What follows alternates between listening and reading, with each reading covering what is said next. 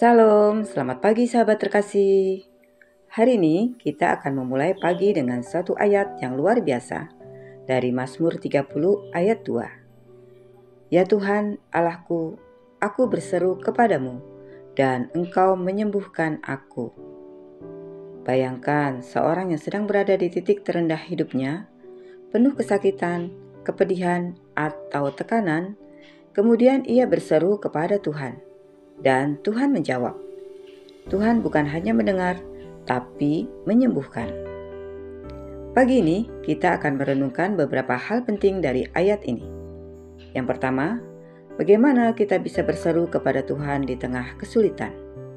Yang kedua, janji penyembuhan Tuhan, baik secara fisik, emosional, maupun rohani. Yang ketiga, bagaimana pengalaman berseru kepada Tuhan menguatkan iman kita untuk menghadapi hari ini. Sahabat terkasih, hidup kadang penuh dengan beban yang membuat kita merasa terpuruk. Bisa berupa masalah keluarga, pekerjaan, keuangan, kesehatan, atau bahkan pergumulan batin yang tidak terlihat orang lain. Mazmur 30 ayat 2 mengajarkan kita satu hal, jangan diam dalam penderitaan. Berserulah kepada Tuhan. Berserulah bukan hanya sekedar mengucapkan kata, tapi sebuah pengakuan hati bahwa kita membutuhkan Tuhan. Dalam kesedihan, doa kita adalah cara kita menyambungkan hati kita dengan Tuhan. Tuhan mendengar setiap air mata, setiap keluhan, setiap jeritan hati yang tulus. Mari bayangkan jika kita menahan semua rasa sakit itu sendiri. Bisa jadi kita semakin terpuruk. Tapi ketika kita berseru, kita membuka ruang bagi intervensi Allah. Mari kita renungkan sejenak. Apa yang saat ini membuat kita merasa lemah atau putus asa? Sudahkah kita membawanya kepada Tuhan dengan hati yang sungguh-sungguh?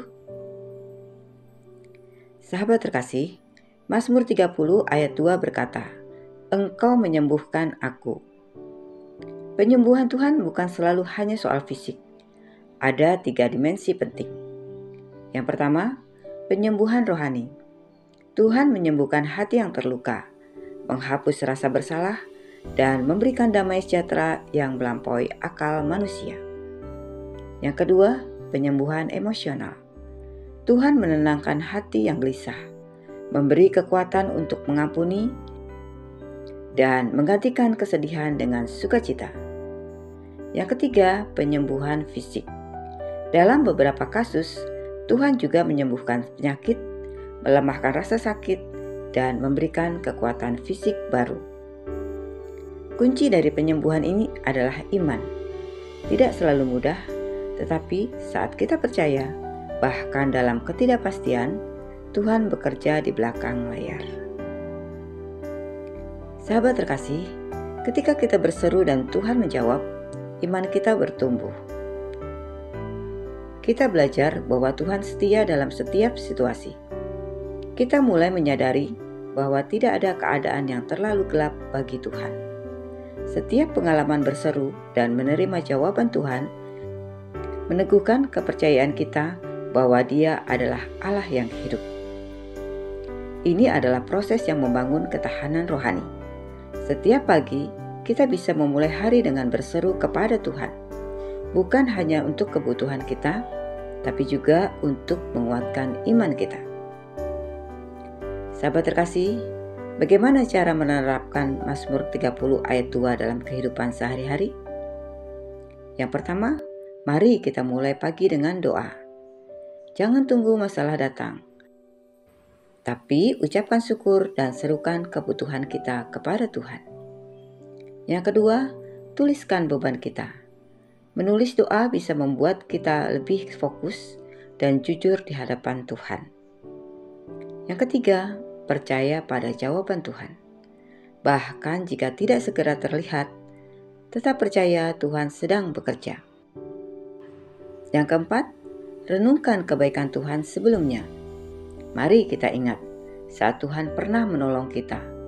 Ini menguatkan keyakinan bahwa Dia akan menolong lagi. Sahabat terkasih, Mari kita bayangkan seseorang yang kehilangan pekerjaan, merasa putus asa, dan tidak tahu harus berbuat apa. Ia berseru kepada Tuhan, memohon pertolongan dan hikmat. Beberapa minggu kemudian, ia mendapatkan pekerjaan baru yang lebih baik dari sebelumnya. Hatinya pulih, damai datang, dan ia belajar bahwa berseru kepada Tuhan tidak sia-sia. Sahabat terkasih, ini bukan hanya cerita, tapi janji yang sama berlaku bagi kita semua. Tuhan tetap mendengar dan menyembuhkan hari ini.